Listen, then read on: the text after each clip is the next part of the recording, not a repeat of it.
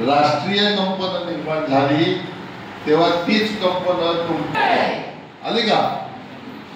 याला म्हणतात देशभक्तीचा रक्तगट. लक्षात आलं? समजलं का? ओळख पटली का? आपण देशभक्त आहोत का? पुरावा काय? देश रक्षणासाठी लढला, दिल्लीचे ही तख्त राखीतो महाराष्ट्र माझा. त्या महाराष्ट्रामध्ये जे जे लढे झाले त्या लढ्यामध्ये आमचे पूर्वज लढले. त्यांच्या घरात आमचा जन्म झाला. कांदा लावला की कांदा येतो, बटाटा लावला की बटाटा येतो, आंबा लावला की आंबा येतो. पण राष्ट्रभक्ताच्या घरात ज्यांचा जन्म होतो, देशभक्ताच्या घरात जन्म होतो ते कोण? उत्तर प्रदेश. कोण? मोठ्याने. अरे लहान मुलांचा आवाज जास्ती येतो, बोला मोठ्याने. कोण? ओळख देशभक्तांची. आणि शाळा तिथे क्रांती मंदिर म्हणजे गेली 50 वर्ष स्वातंत्र्य लढ्याचा अभ्यास करून जी काही चित्र जमवली 2000 अधिक आहेत, त्याचं एक प्रदर्शन केलेलं आहे, बाजूला लावलेलं आहे. त्या प्रदर्शनाची PDF कॉपी मी सरांकडे देणार आहे. ती तुमच्या मोबाईल पर्यंत पोहोचेल. उद्यापासून तुम्ही असं बोलणार नाही आम्हाला 5,000 लोकांची नावं माहिती आहे.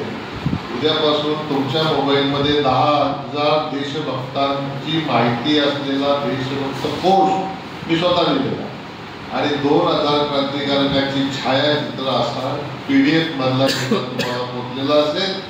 तुम्ही तो जगभर पाठवा. आणि भारतीय स्वातंत्र्य लढा हा कसा चेतवला गेला, त्याची मानसिकता काय होती. जगी कीर्ती रूढवी. ज्ञानेश्वर माऊली काय म्हणते? जगी कीर्ती रूढवी, स्वधर्माचा मान वाढवी. आपला धर्म काय? तर आपली कीर्ती दिवंगत व्हावी. 120 वर्षापूर्वी इथे जन्माला आलेल्या RP अण्णांनी ते सिद्ध करून दाखवलं. जगी कीर्ती रूढवी. आज त्यांच्या नावाची शाळा आहे आणि अभिमानाने त्यांची नात असं सांगते की ते त्यागी होते, मार्गदर्शक होते, आदर्श होते. समर्थ रामदासांच्या भाषेत सांगायचं तर 21,600 जपा नेमून गेले ते आहे. 21,600 वैज्ञानिक आहे, पाहिजे तर लिहून घ्या. 21,600 वेळा आपले श्वासोच्छ्वास होतात. आणि या श्वासागणित ज्यांनी केलेलं कार्य जपलं जातं. माळ जपायची नाहीये, जपायची आहे.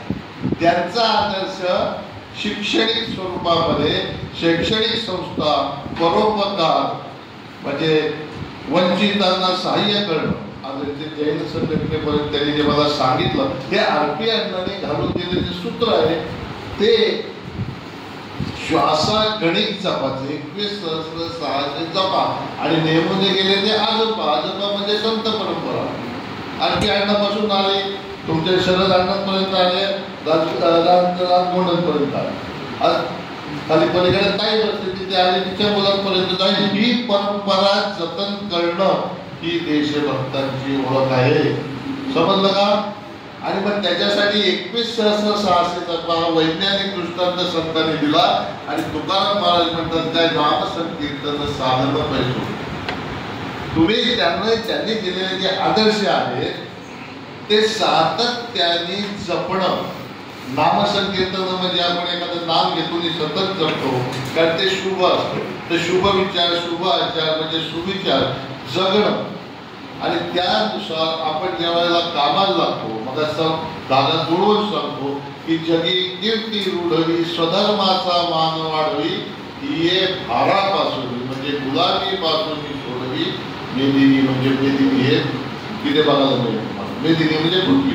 अखंड पृथ्वीला म्हणजे या ब्रह्मांडाला गुलामीपासून मुक्त करण्याची ज्यांची मानसिकता, तो आपला स्वधर्म असायला पाहिजे. आणि मग एका सुभाषितकाराने असं म्हटलेलं आहे की स्वधर्म आणि स्वराष्ट्राच्या भावना दडपण्याचा निर्लज्ज प्रमाण तिथे होतो तेव्हा अंतःकरणातील प्राण हे बलिवेदीचा खेळ करायला तयार होतात. आणि तीच मानसिकता RP अण्णांकडून वसंतदादांमध्ये चेतवली गेली. म्हणून इतिहास घडला. सांगलीचा तुरुंग आठवते मी विस्ताराने जाणार नाही की तुम्हाला वेळ कमी असेल, तर सांगलीचा तुरुंग पडून जेव्हा वसंताला बाहेर पडले तेव्हा त्यांना अंगाला गोळी घुसली त्यांच्या पोल्ट्रीमध्ये. ते साहस कुठून येतं? बलिवेदीचा खेळ करायला का तयार होतात?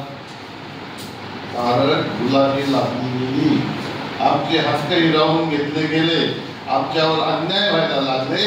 तेव्हा समाजातील जाणकार लोकांनी जी शिकवण दिली ती तरुणांनी अंगीकारली. ही आहे राष्ट्रभक्तीची ओळख. पण ही साधी आहे का?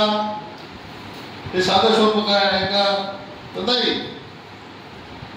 स्वातंत्र्यवीर सावरकरांनी लिहून ठेवले की घेतले वतन हे आम्ही अंधतेने. आज तुम्ही आरपी अण्णांच्या याच्यामध्ये बसलाय म्हणून मी सांगतो की त्यांनी त्यावेळेला त्यांचा जन्म मला वाटतं 90च्या दरम्यान, 1890च्या 1904 आणि 1930 साली गांधीजींचं पत्र येते त्यांना. 26 वर्षाच्या काळामध्ये त्यांनी जे काय केलं ते डोळे आंधळे ठेवून नाही केलं.